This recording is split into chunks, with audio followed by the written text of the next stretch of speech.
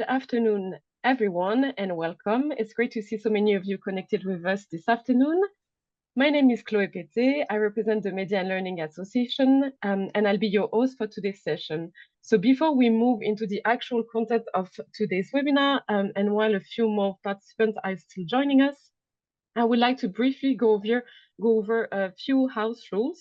First, could you kindly adjust your display name in Zoom to include your organization, because it's always nice to see where everyone is connecting from, and it helps also create a sense of community here. I would also like to ask you to keep your microphone muted for now during the presentation. We will have plenty of time to discuss and also to take questions. Of course, if you have any immediate questions, you can feel free to just put them in the chat. I will ask the speakers to just reply to them directly in the chat, or we will answer them after all the presentation. If possible, we also encourage you to turn on your video. It's always more enjoyable to see faces than black squares on the screen, and it's also make it a bit more interactive. And finally, I just want to let you know that this session will be recorded and it will be made available in a couple of weeks' time. So now I will share with you the agenda for today, and you can have a look.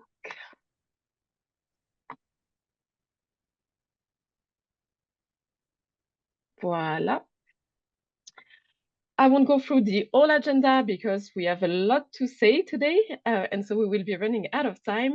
But just to give you quick words about the topic, it will be about visual misinformation, and it will be a presentation about the VISAVIS project and their outputs. So we will explore how visual content can mislead, the challenges this poses, and what can be done to strengthen media literacy and critical engagement. So without further ado, it is my great pleasure to give the floor to Professor Leo van Oudenhoven from VUB and IMEC, and I apologize if I mispronounce your name. Thank you, Chloé. Good afternoon, everybody. Welcome to the presentation of the VISAVIS project, which we started formulating about 2 years ago, a project on visual misinformation. And if I can have the first slide. Second one. Yeah.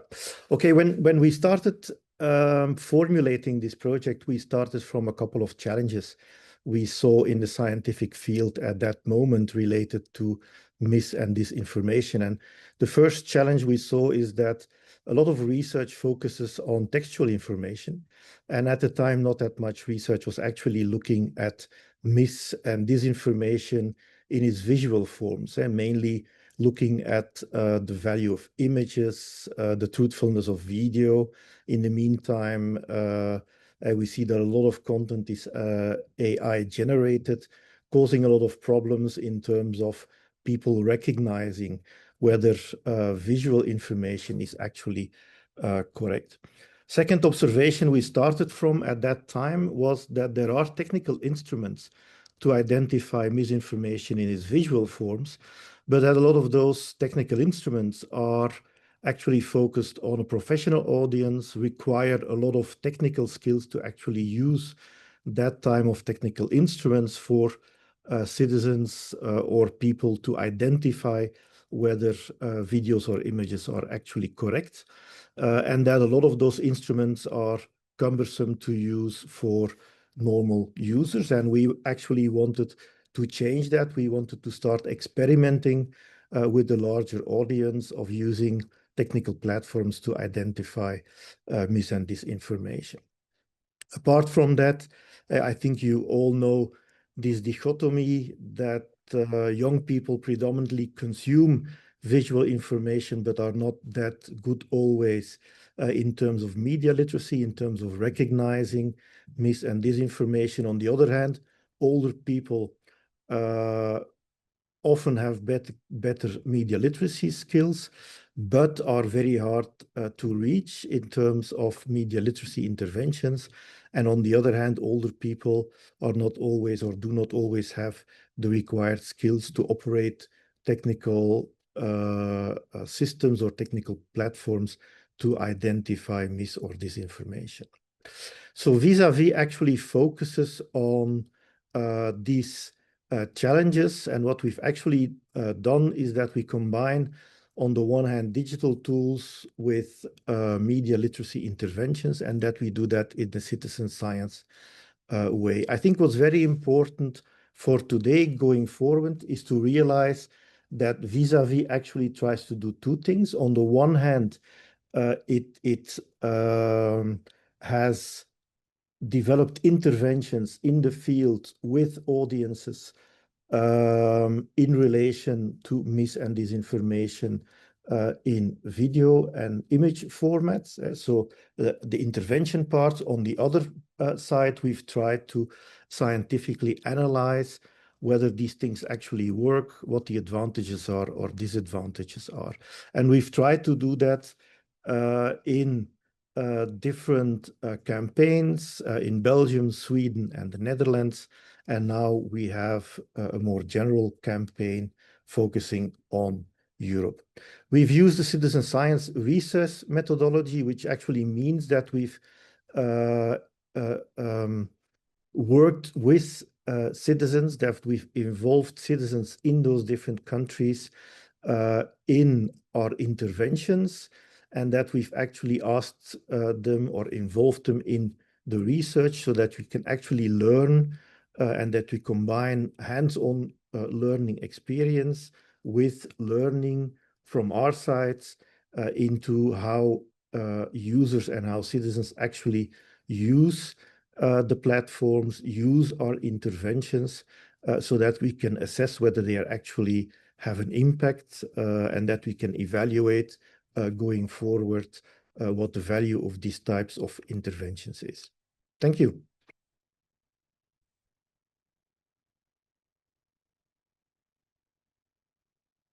And I think now we will move on to Louis.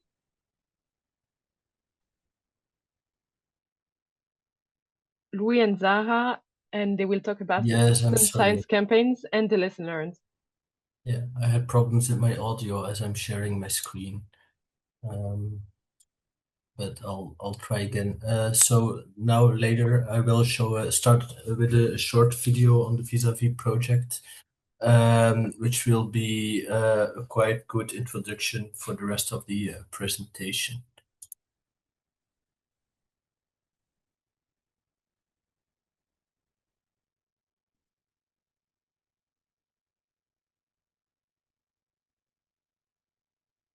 The VISAVIS project was created to counter the spread of visual disinformation and misinformation by providing people with the skills and tools they need to understand today's media landscape and to identify misleading images and videos online. The project rests on three pillars that reinforce each other: education, civic participation, and technology. Participants in the VISAVIS project have been young adults aged 18 to 35 and adults over 55 in Belgium and in Sweden. They have received training in media literacy and also used the open digital tools developed within the project. The training sessions have covered topics such as media consumption, how different types of online content can be examined, the mechanisms behind disinformation campaigns, and how AI is used in today's media environment. Using the verification tools available on the VISAVIS platform, the participants have reflected on and analyzed video clips and AI-generated images. They have also accessed the in-depth materials available on the platform, which cover various areas of media and information literacy, including AI, disinformation, and misinformation. All participant groups have shown great commitment to the visions of the project and reported feeling more empowered in recognizing visual manipulation after the workshops. Alltså redan innan AI var så stort kunde man bli lurad av att folk la upp något ur fel kontext och skrev så det här händer, när det är helt fel. Och nu är det mycket lättare när man också kan ta saker ur fel kontext men också förfalska det. Och som vi har pratat om här, om att man kan påverka val och man kan påverka folks tankar och åsikter, så tycker jag det är väldigt obehagligt att det är så himla lätt. Sinds het VISAVIS-project kijk ik beter naar bepaalde details, kenmerken om gemanipuleerde beelden te herkennen. We hebben veel tips gekregen om waar we naar moeten kijken, waar we aan kunnen zien of een beeld gemanipuleerd is. Det är så fullt av fake nu att man måste hitta sina källor som man tror och litar på. VISAVIS emphasizes the importance of developing critical thinking without falling into blind mistrust and combining technical tools with human experience and lifelong learning.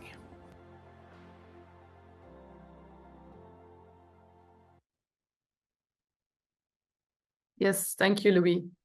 So hello, I'm Zara from VISAVIS, and as Leo already explained, and also in the video, you could hear and you could see what the VISAVIS project was, and in particular, what the campaign entailed and how it was organized.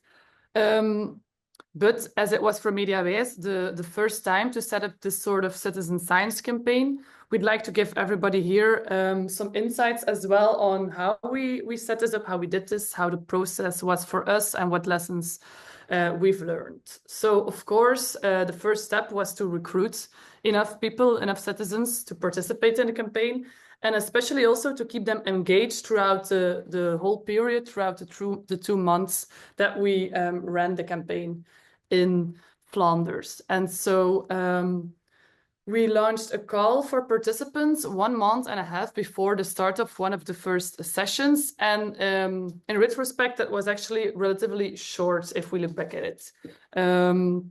We asked our partner networks, so our partner organizations, to share the call. We also set up a targeted social media campaign that was quite successful.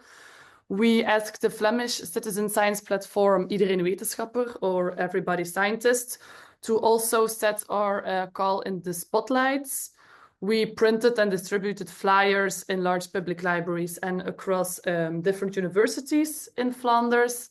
We also reached out to Flemish and Brussels universities, and we asked people from the communications department or from the journalism studies if they could implement it in a way in their curricula, because we also wanted to reach young people aged 18 till 35. And then we also contacted the public broadcaster, and we were on air in a radio show called The Hour of Truth, where Louis also promoted the call and asked people to join our citizen science campaign. Yes, you can continue. Well, we very fast saw that it was very hard to reach young people. They don't make spare time for a citizen science project that easily. They do other stuff in their free time. So that's why we contacted universities and colleges. And yeah, in that way, we engaged a group of young people, but it was less on a voluntary basis. And we saw that that was different for older adults. It was relatively easy to get them engaged in the project. A lot of people were already on retirement, so they could make time free for us. And then we also saw that because we recruited mainly throughout our own networks and organizations that are connected with VISAVIS, that we didn't have a very limited group of people. That it was a lot of the people were already very skilled or interested in media literate themes and topics, and so we saw that they already had a quite high skilled levels of media literacy and of fact-check knowledge. So that made it a bit hard to differentiate. And then we also contacted the Citizen Science Knowledge Center in Flanders. They already told us at the start that a 60% or higher dropout rate is very normal for a citizen science campaign. And that's also what we saw in the results. We started with with around 200 participants. And in the end, I think only 70 completed the whole journey. We saw it was a big success to involve the national radio. Less successful were the traditional methods, as putting flyers and posters up in libraries and universities. How did we measure that? Well, every time that someone filled in the form to participate in the campaign, we asked how they got to know the project. And there we saw that national radio was very popular and traditional methods were less popular. Yeah, Louis? So after the recruitment in Flanders, we actually started the Belgian citizen science campaign, which combined, as we already saw in the video, the use of digital tools with media literacy training courses. So over a period of 2 to 3 months, from April till June of 2025, we organized 3 training courses, both online and offline. So 3 training courses, each with a specific theme. So the first training course really focused on using the VISAVIS platform. So we helped participants in getting to know the platform, getting to know the digital tools to verify misleading images and videos. And then during the second training course, which took place approximately a month later, we focused on the themes of image manipulation and AI. And during the last training course, we really dived deeper into the theme of disinformation.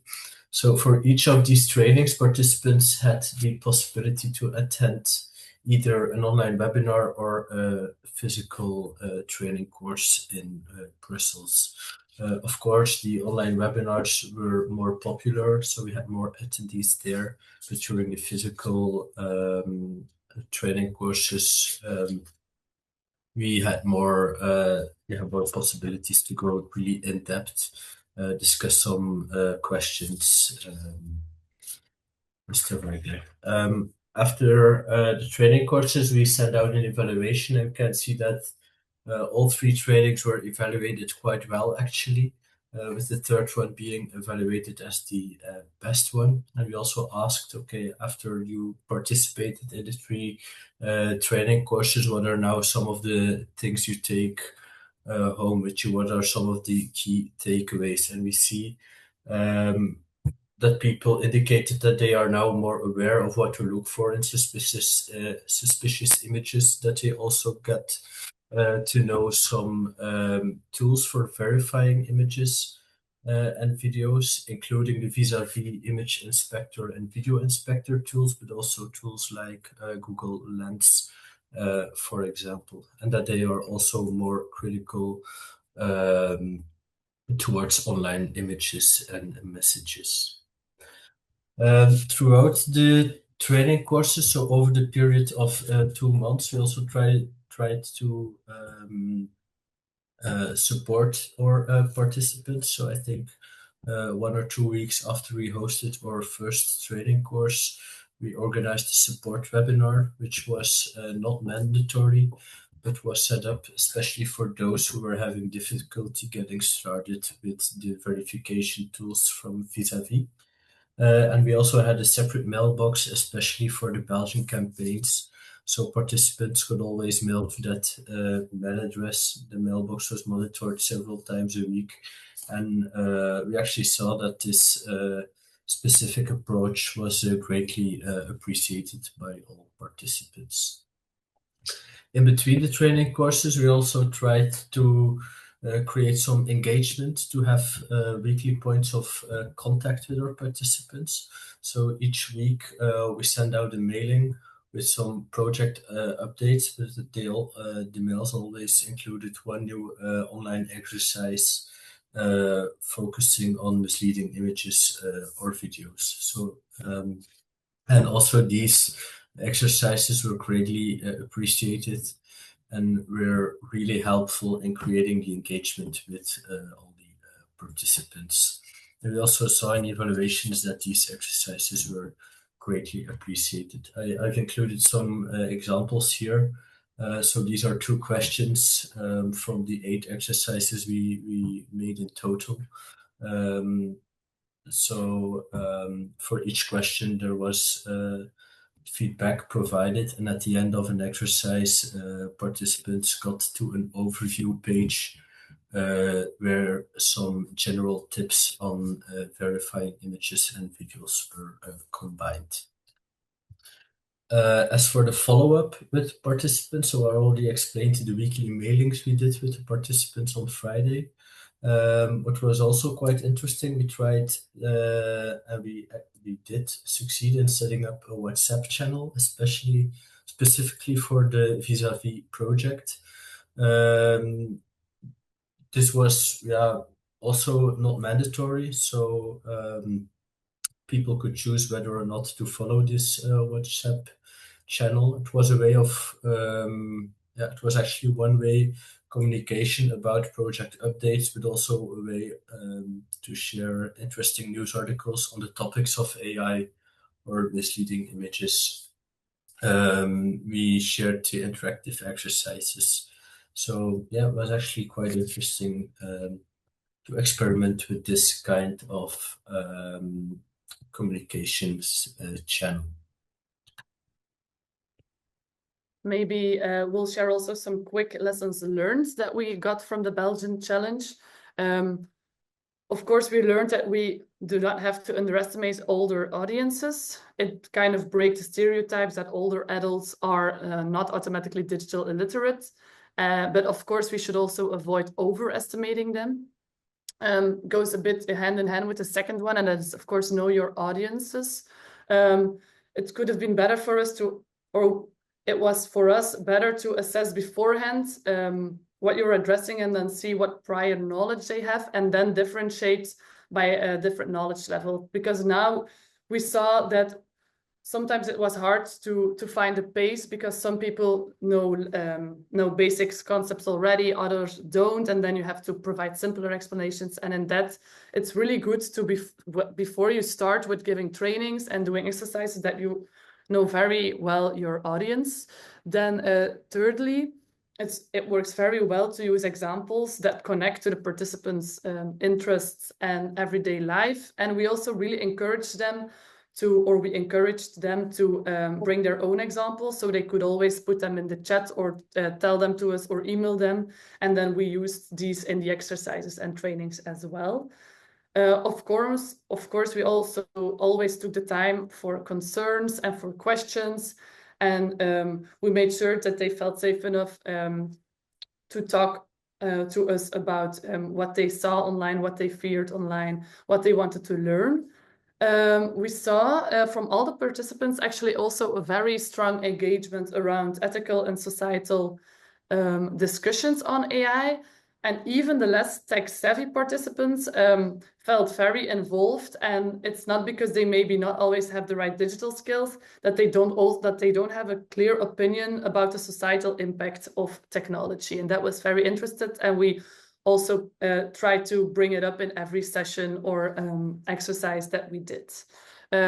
We also hand in hand, we saw that disinformation is a widely relevant topic, also regardless of the knowledge level. And there we saw that the main concerns, they relate around migration or relate to migration, politics, wealth, war, and climate. Then we also saw, thank you, Louis. We also had to find a sort of balance between raising awareness on the topics of AI, disinformation, and then on the other hand, practice enough hands-on experimentation so that it was not only theory, but also not only practice. We really tried to find a balance in there. And then, as Louis already said, we used a lot of evaluation forms to refine the sessions and align expectations. And at the end of the trajectory, we saw that it was really appreciated by all participants. Yeah, you can go further, Louis. Thank you.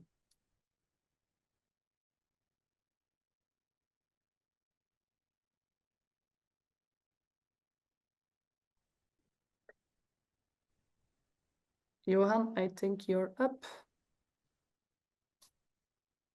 We can't hear you. Yeah. Will you run my slides from your point, from your side? Prefer. Yep. Sure. Well, I'm presenting this myself. I should have had my colleague Mikael Kowalski here with me, but unfortunately he couldn't make it. We work for an organization called Filmpedagogerna, and we worked with media literacy for, well, about 30 years, and mainly with young people, children, teenagers, and young adults. But for the last few years, also quite a lot with senior citizens. So this project felt very well for us. And so for the Swedish campaign, the main obstacle for us wasn't the recruitment. We found the younger audience, the young adults, mainly in a school that we work quite a lot with. It's it's for young adults who want to either they want to read more from what they've done in high school, or they are other technical or cultural subjects that they want to read. So it's quite a diverse school from a socioeconomical point of view, which was quite good. It's also a Nordic school, so we had some of our participants there that were from Iceland, Greenland, Norway, and Finland.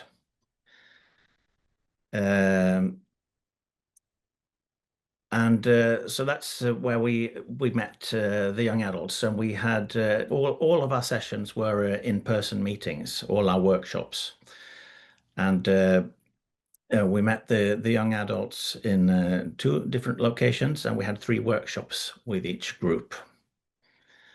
And the next picture, please, with the senior citizens. We met them in the city of Gothenburg has meeting places or meeting points for senior citizens, and we met the seniors there in 10 different locations and also 3 workshops. We have met them before, so they did know us from before, which meant that they knew who we were and how we worked, and they trusted us, which meant that it was easy for them to join our project, and they were interested in the subject already. Next slide, please. We've had 150 individuals altogether, 40 young adults and 110 senior citizens. It was we had a larger reach out for the senior citizens. Well, we have in this project, a senior is a person over 55. I think almost all of our participants were over 65, and I think the average age was at least 75, which means that we had different issues to work with compared to our Belgian colleagues. I thought that to start with was a problem, and we should have had a more similar group to work with to compare. But I think it was quite interesting as well, as Belgian partners met the younger seniors, if you want to call them that, and we met the older seniors. As you can see, the guy here on the right, he's over 90. He told lovely stories when he was a sailor and sailed to Antwerp in 1953 and things like that. He retired before the turn of the century, so his skills, digital skills, aren't that great. And I would say that 75 is probably the age now where the digital skills drop quite dramatically. I think that if they're up to 75, you've still had some work with computers and so, well, in your workplace, but it drops over that age, I would say. But they were still keen to go. Next picture, please. About 50 seniors participated in workshops, and they did take part in testing the platform and our different, the things that we wanted to try, our quizzes and so on, but they didn't want to officially join the project. They didn't log in to anything. And that was either due to a lack of an email address, which surprised me that there were, not a lot, but there were quite a few, though, that didn't have an email address, which surprised me. And the other was that they just felt that the technical threshold was too high for them. And it was a bit difficult to log in, long keywords and things like that to keep hold on to. And they were still there. They still joined us. They still tried the platform, and they were still part of the project, but not in an official way. Yep. So we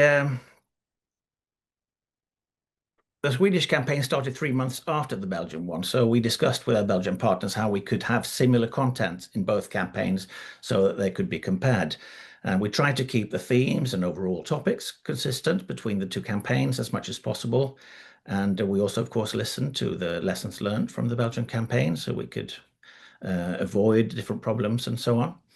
The resources from the Belgian campaign that they had developed, we used as much as we could for the Swedish campaign when it was possible for a Swedish context. Of course, we had to make changes, and we also made some quite a lot of materials of our own, and they're all available on the website as the other ones. But I would really like to express my gratitude and the fine work of our Belgian colleagues and the quality of the content. The first workshop we provided information about the project, and we showed the tools available on the platform, and then the participants that wanted, they registered and answered surveys from the project management and received logins and details for the platform. And the theme was AI and source criticism mainly. And then next picture, please. The second one is digital self-defense, which was more about, of course, we tried the platform and did different quizzes and so, but lecture-wise, it was more about how not to be fooled or cheated online, which was something that the seniors especially really wanted to discuss a lot. So it was a popular theme to discuss. They tested tools different ways. All the way. And the third session that we had, the workshop, was about AI democracy and elections. That's what we focused on because we have elections in Sweden on all levels in this year.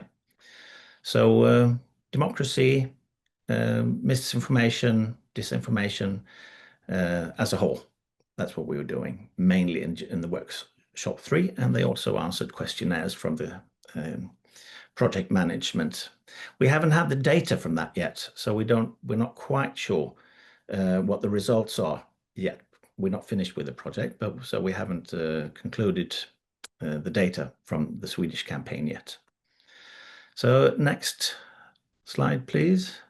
We did meet the senior citizens again after a month when they had some time after the project to reflect, and we asked them some questions so we can just run through a few of them. Just move on the pictures there. If they think differently, it's in Swedish, but I've translated it at the bottom. The darker color, the better they've thought of the workshop, and the blue is if they weren't there at that point. And the next one is always good when you lead a workshop, that the audience have gained knowledge through what you've done. And the next one, most of them think that this was a good course, and they enjoyed being part of the project, and they did learn new things. And the next one, yeah, you can take the next one.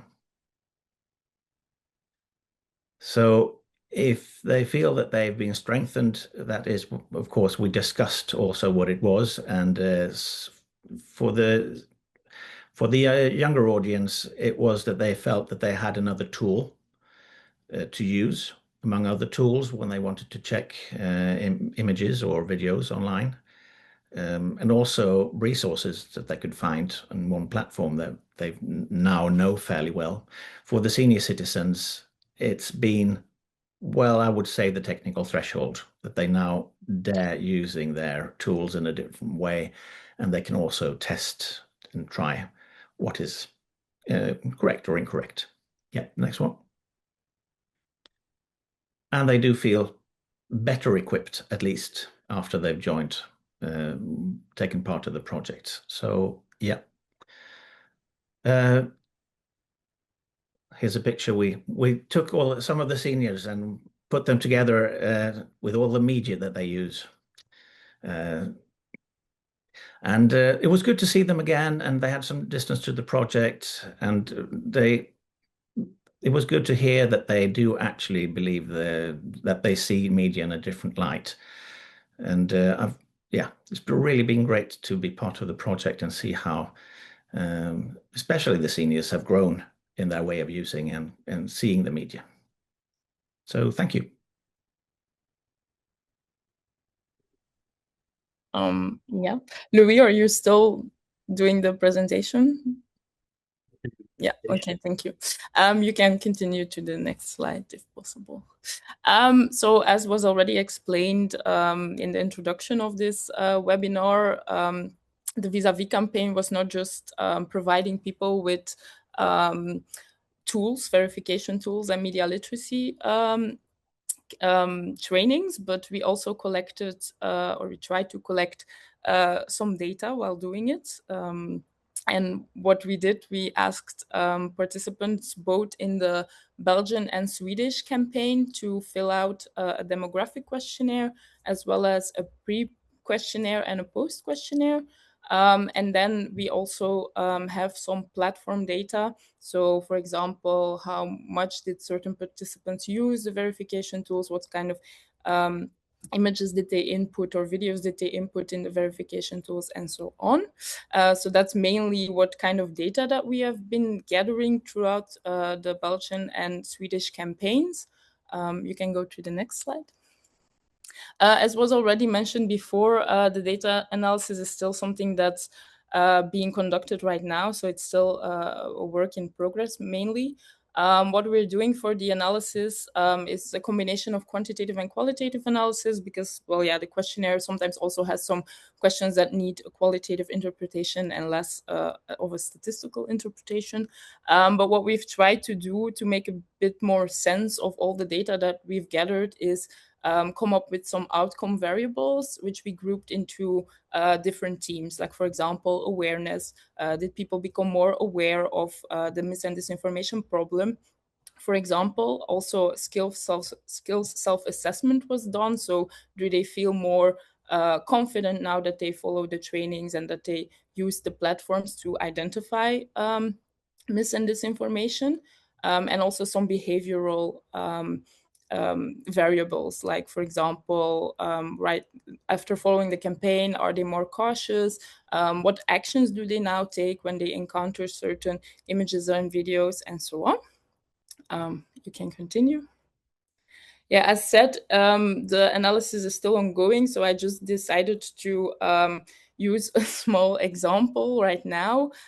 So something that we did look into, for example, is the confidence that participants experience. So how confident are they in identifying mis and disinformation? Right now, I just grouped it together for both Sweden and Belgium. But what we found is that there was a significant difference in their mean scores between the pre and the post test, meaning that people scored higher in terms of their confidence after the campaigns than before. You can continue. What we then also did for several variables, but here is again the example of confidence, is we calculated a confidence score change, which basically shows how much people improved or fell back in terms of their confidence score. And we see that for most participants, it went, I mean, it got better. So they improved with 1, 2, or 3 points. But there's also quite a big group that remained the same. So their confidence level didn't necessarily become worse or better. And then there's also a few that went back a little bit. But yeah, my interpretation of that is that while you are learning about these kind of topics, you sometimes also realize that there's a lot of information and that you don't know everything, and then you might become a bit more insecure about your own confidence, maybe. We also looked into correlations then, and for now, I mean, I'm still looking into much more correlations, but right now we already found that if you participated in more trainings, you also have a higher improvement in terms of confidence score. So if people participated in more sessions, then, well, the chances that they have an improved score are also higher. You can continue.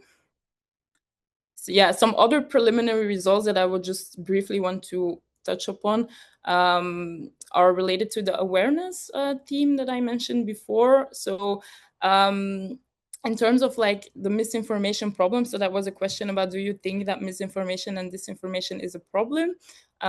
As well as the influence of misleading content. So the question there was, how likely is it that manipulated or misleading images and videos can influence people's beliefs or actions? For these two variables, we didn't really see a significant change between the pre and the post test, but I do think this relates to what I think Sarah said before, that with this campaign, we already were targeting people that were very interested in these topics and that already knew quite a lot about these topics. So their awareness scores were already quite high. It was measured on a scale from 0 to 5. And I think most of them were already at 4, which means that the room for improvement is not that big, but it's not bad, because we know that these people are quite aware about these kind of problems.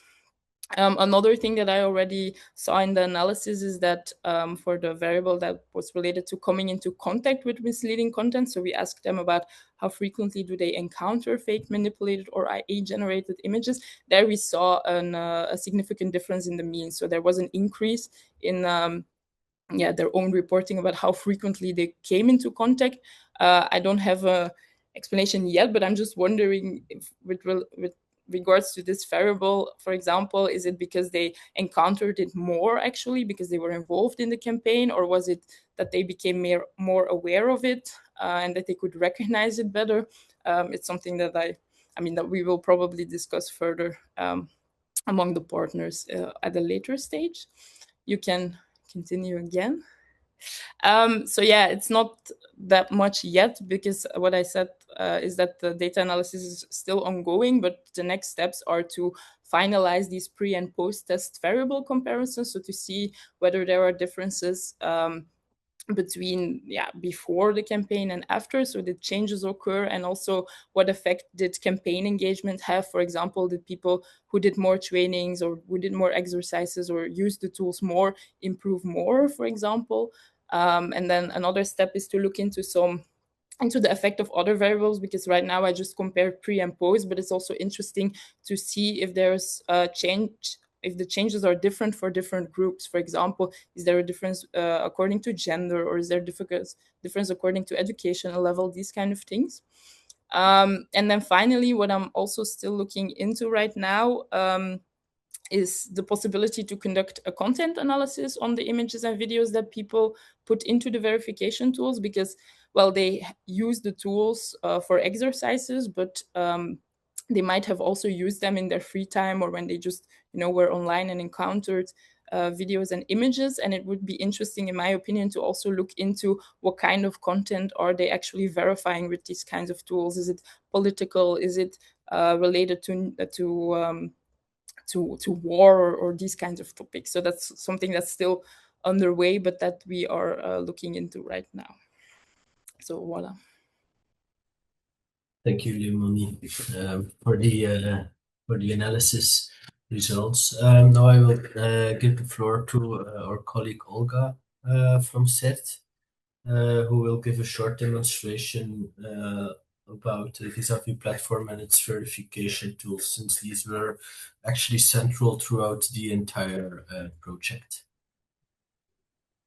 Thanks, Louis. Can you please stop sharing so I can share my screen? Thank you. Yes. So I will share here. I suppose you see my screen. Is it fine? Great. Okay.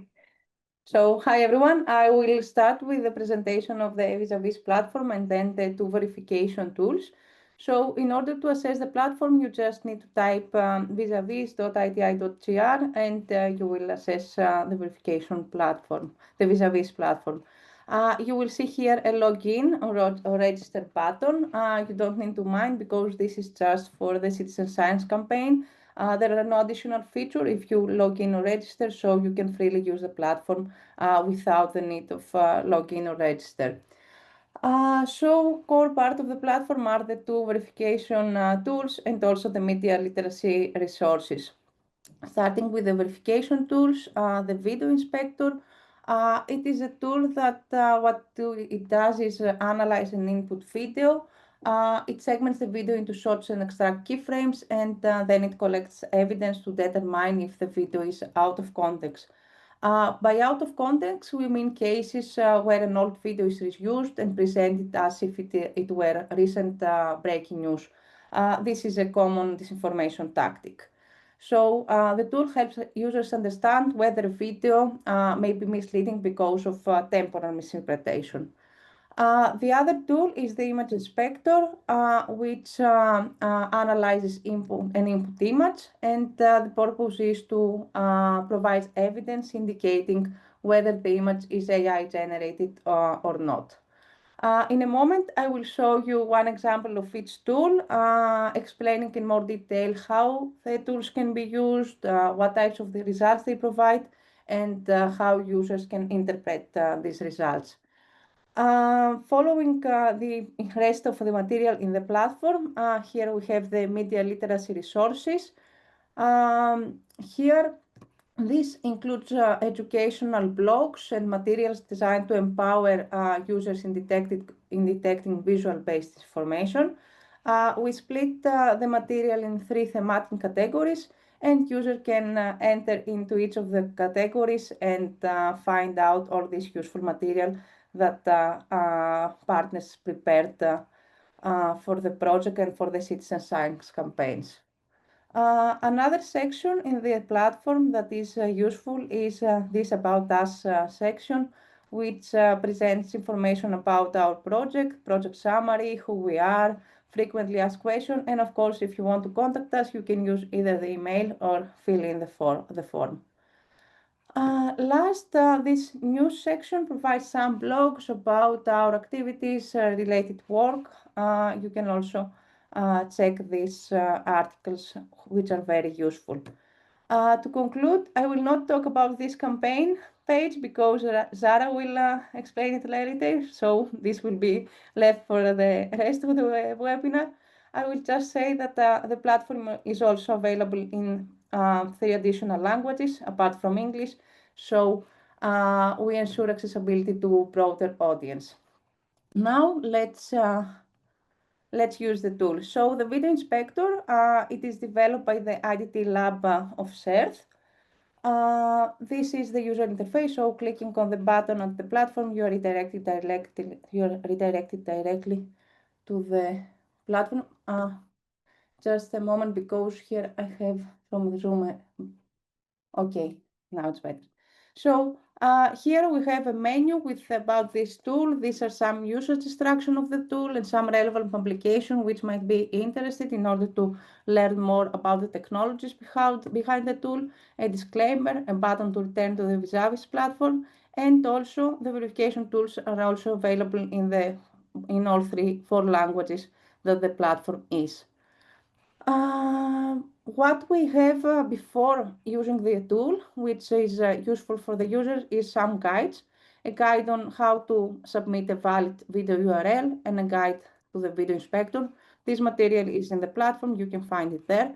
And these are very useful for users to understand how to use it. So now let's add a video.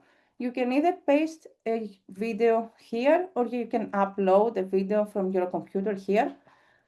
Sorry, I accidentally clicked the check. In any case, the video that I pasted, let me show it. I don't know. I guess you can see the other tab. Yes. Okay, great. So this video claims that it is lighting of the Olympic torch from a church during the 2024 Paris Olympic. In any case, seeing this video, it seems suspicious, so let's try to investigate whether this is a real video or it is a video out of context. So by clicking check, I click it before, the results appear below. Please note that the time that the tool needs to analyze a video depends on the video duration and the size of the video. This video was pre-analyzed, that is why the results immediately appeared. So in other examples, you will need to wait a bit. The results are categorized in 3 tabs. So you have web sources containing similar content. This lists web pages that contain videos or keyframes similar to the query video. retrieve near duplicate videos, so other videos, either re-uploads or similar videos of the query version, and extracted video keyframes, which are keyframes of the video, which the users can use to manually inspect further the video. So, for example, using Google search, Google Lens in order to find more information. Now let's try to analyze the video. So if I click on this first web page that was collected, you will see that a Reddit post has opened, and we can notice here that this post was published 3 years ago. This means that the footage portrays the 2024 Olympics Games. So this is strong evidence that the video is older than being shared with a misleading context. So it cannot be from the Olympic Games since it was shared earlier than. If we see more keyframes, the user can analyze more keyframes. Let's, for example, open this. Opening this, we are finding an AFP fact check, which explains that the clips show Italian Easter tradition and gig by German bank. So it's not the Olympic torch lighting. These two evidences indicate that the video is out of context and it's not shared with a legit claim. Users can also investigate more if they are not fully if the evidences that have found are not fully complete. So they can do also a manual inspection, as I said, so using Google Lens with a keyframe of this and finding more information. For example, here we can find a Factly blog post, which is a legit website, providing more information that the video is indeed not shown what it claims. So that's all for the video and how it works. In general, what the video inspector helps is to identify recycled content, out of context, misleading content, edited or composite videos, and also reliable fact-checking sources. Below the results, we have two feedback mechanisms, one with regards to the item that was provided and one for technical feedback. So everyone is very welcome to provide us any suggestions for improvement. This feedback mechanism helps us to continuously refine and improve our tools. So now let's move to the image inspector. Again, by clicking from the platform, the user interface opens. This tool was developed by the Miver team of CERT. Again, we have here a menu with usage information, relevant publications, disclaimer, and it is again translated into the 4 languages of the platform. Before submitting an image, we have here again some guides in order to provide information about how to correctly use the tool, so how to submit an image. And also there are some limitations in this tool because the model cannot identify, for example, screenshots. It is something that makes difficult to reliably flag synthetic content, and we provide in this blog post more information in order to use it with caution. Let me find an image. So again, you can either add a URL of an image or upload from your computer, and by clicking check, the results are returned. Again, this is a pre-processed image. For a new image, you will need to wait a couple of seconds in order to see the results. So this image, you can see, is a generated image by my colleague Louis, who presented in the previous slot. It shows a selfie of him with a German politician. And of course, we know that it is generated, but also the tool helps us to identify that this image is not real, but it is AI generated. To help users interpret the result, we present the finding using 4 class evidence. So the very strong evidence, strong, moderate, and weak. And actually this scale indicates how confident the model is in its assessment. So in that case, it provides strong evidence that this image is synthetic. And how this strong evidence is estimated, it is based on advanced AI model, which is developed by our team. Apart from the results, we also provide here some material in order to provide more information to the users to help them understand better synthetic image detection and how to reliably use the tool. It is very, very important to stress that users should treat the tool as an advisory aid and not as a definite detector. It is meant to support critical thinking and verification workflow, so it's not meant to take decisions. The users should use this with caution. And of course, we have again here the feedback mechanisms, which users are very welcome to use to provide us any feedback, which will make our tools better, because based on the feedback that we receive, and we received a lot of feedback from the citizen campaigns, we improve the tools with new features. Thank you very much.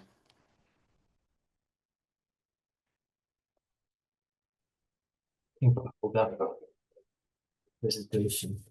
Next, so I will go back to the presentation and I'll share with you some of the media literacy materials we created within this VISAVIS project. So I'll share my screen again.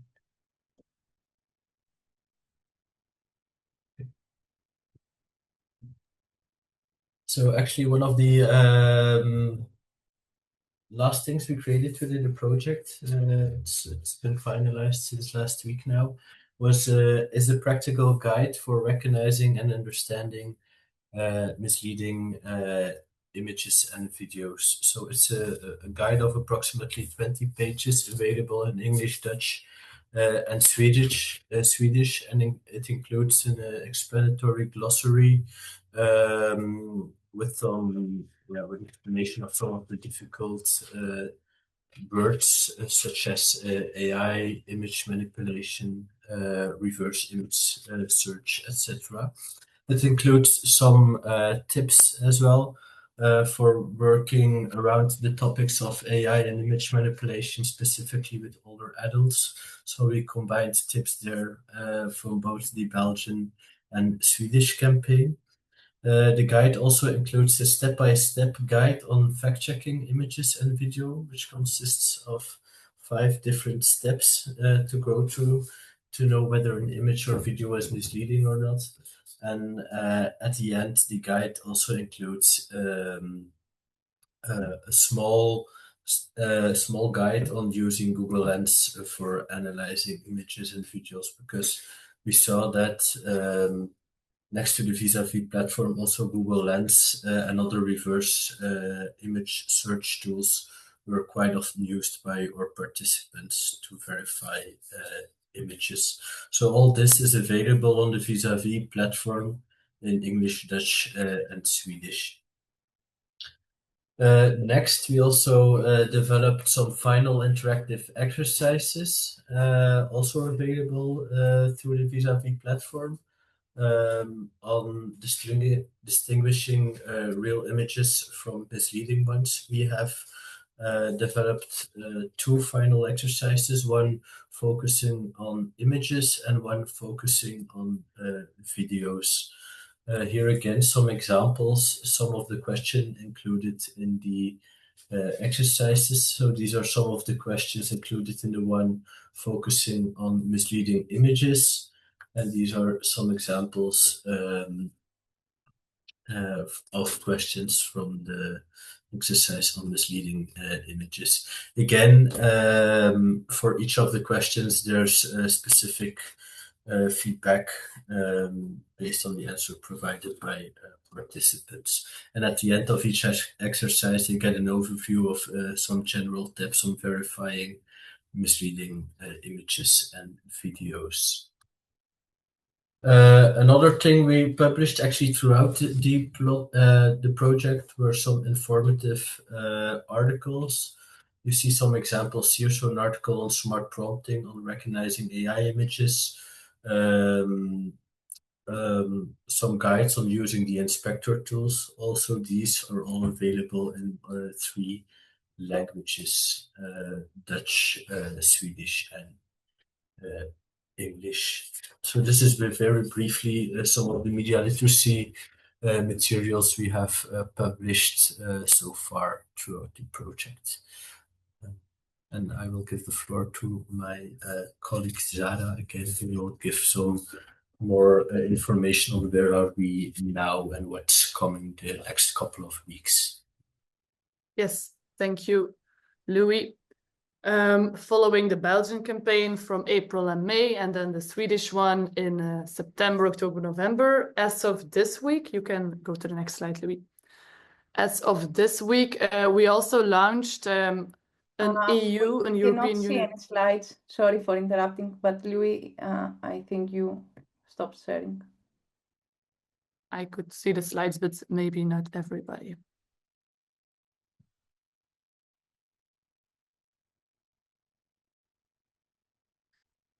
Yes, stop. So as of this week, we launched our European Union-wide international campaign. That's a whole lot of words, but the idea of the campaign is not to go and give live training sessions all over Europe, but we made a sort of webpage and a social media campaign wherein the main goal is to give people easy tools, tips, and background on how to recognize and understand misleading images and videos. They can also test their own knowledge with some more exercises.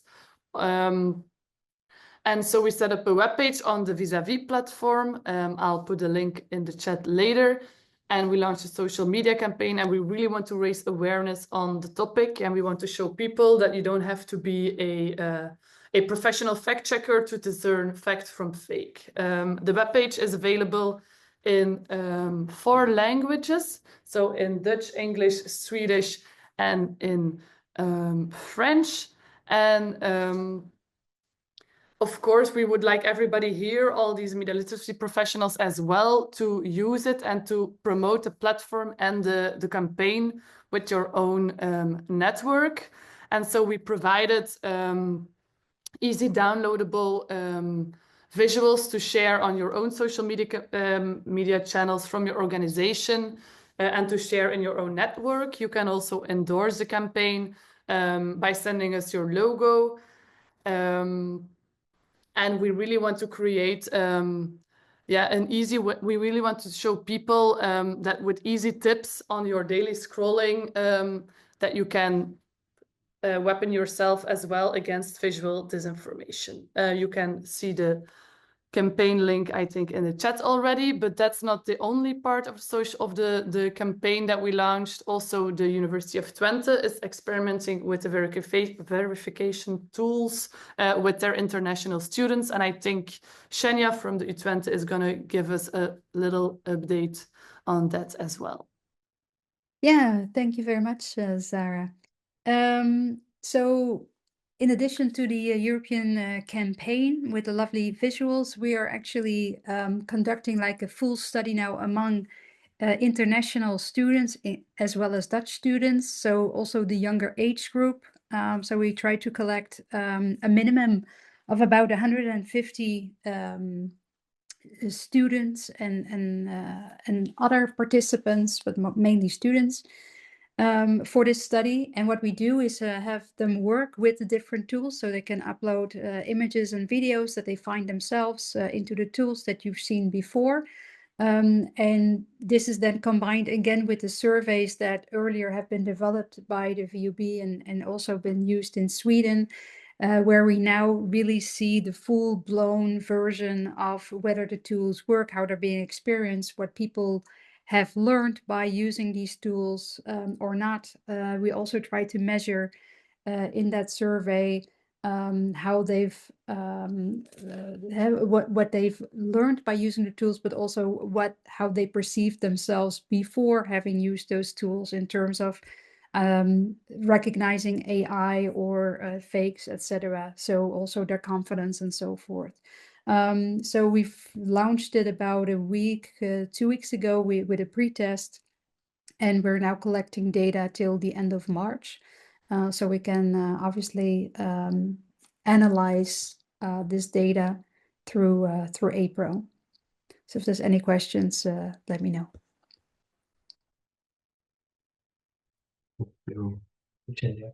I think with that we've reached the end of our presentation. Yes. So I don't know if there are any questions. Indeed. So thank you very much, the team and everyone. I saw that there was a question from Craig from Ofcom, but I believe that Olga replied to him already, and there was a few questions as well, but I think Zara replied to them in the chat as well. So I've got myself actually 2 questions, so I hope we'll have time to answer them before we end and we close the session. First of all, I really like the idea of giving participants continuous support. So I think it's really interesting to just not leave them on their own between the different workshops, but actually provide them with exercises. But I was wondering if this approach worked. I wanted to ask for the Belgium and the Swedish colleagues if actually they did pick up on it, they replied to the emails, there was some engagement with the exercises and so on. For the Belgian campaign, we saw that the separate mailbox that we provided was really helpful, really much appreciated. I think each week we received a variety of specific questions on things people saw in the media, but also maybe problems they encountered with the use of digital tools. So we always try to deliver a personal answer to each mail. And we also saw that in the final evaluation that was greatly appreciated. We also saw that the mailbox, for example, was also a way of a lot of participants send us feedback on possible improvements for the verification tools as well via email. So not only via the feedback functionalities on the platform as well. So quite interesting. I don't know, Johan from the Swedish campaign. Yeah, I would say that they were very appreciated, the things that we sent out between the workshops. For some of the seniors, they had some problems using them. So we quite often, when we're all often on the second and the third meeting, we went through them again, the practices that we sent out through in the emails in between the workshops, so that they could get some feedback on what they have done, if they've done it right, or they could practice some more. But that's, as I said before, mainly with the older seniors that need quite a lot of hands-on help with the tools. Yeah, of course. And I had another question, actually. Maybe you mentioned it during when you talked about the content of the workshop, but we know that people don't just believe in things because they look real, but also because of emotions and personal belief. So I was wondering if you did tackle this side during the project. For the Belgian campaign, indeed, in the last training, we went really, we did a sort of deep dive into why people believe this information, what the psychological mechanisms behind it are, also why people spread this information, what the most motives are for making this information, also why some people are more susceptible than others. And we really saw that session was the most popular, we think, because it was that we gave really insight into the minds of people and how it works. So we did put a lot of emphasis in the last session on those mechanisms as well. Yeah, so did we. It's the psychology between it, how they think and how they work, the people who put out this mis and disinformation, but also how we work and how we perceive what we do and act as we do. So that's a big part of the lessons or lectures that we had in combination with the workshops. Okay, and I had a last question. I think this one might be a bit more technical, and it's about the tools themselves. It's about the fact that AI is evolving so fast. And so how will you keep the tools up to date in the long run? That's the question. I don't know if as a consortium you thought about it, you tackled that. Because I mean, within a week, we already have so many updates and it's going so fast that, So I think I'm the more proper to answer. So yes, actually this is an issue which is of course identified, and actually this was feedback from the campaigns, because there were images that were created by recent generators. For example, Louis shared with us some images with created with Nano Banana, and actually the example that I showed was one of these, which the model that we had during the campaign couldn't detect these images because were unknown to the model that we had. And based on the feedback and the suggestions from the campaigns, we updated the model, and as you saw in the demo, this image was correctly detected. Okay. So the only thing that we can do is to collect feedback from users based on examples that are not detected from our tools, new generators, and retrain our models based on this. Thank you. And yeah, we have just a couple of more minutes. So I was wondering, one last question. If you had to do it again, what would you keep as the, let's say, most effective in what you did, and what would you do differently that didn't work, for example? I think for the Belgian campaign, one of the things me and Zara discussed quite a lot already was that we would have tried to have a better overview of the knowledge that participants already had. So we didn't distinguish our trainings based on expert level. So we had one, for the 3 trainings, we had one presentations. For some people, the information provided was enough, but we also had a lot of already tech-savvy participants who were kind of searching for that more in-depth knowledge. That was something we could not always provide. So that's something you would definitely do differently. Okay. And maybe I would like to add, go ahead, Johan.